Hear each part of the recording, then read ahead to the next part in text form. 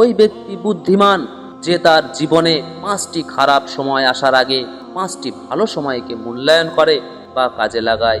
1, বৃদ্ধ হওয়ার আগে যৌবনের শক্তিকে যে কাজে লাগায়।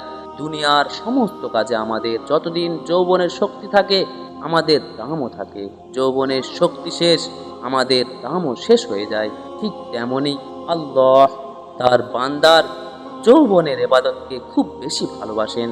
সুবহানাল্লাহ। 2, অসুস্থ হবার আগে সুস্থ থাকার সময়কে যে মূল্যায়ন করে বা কাজে লাগায়।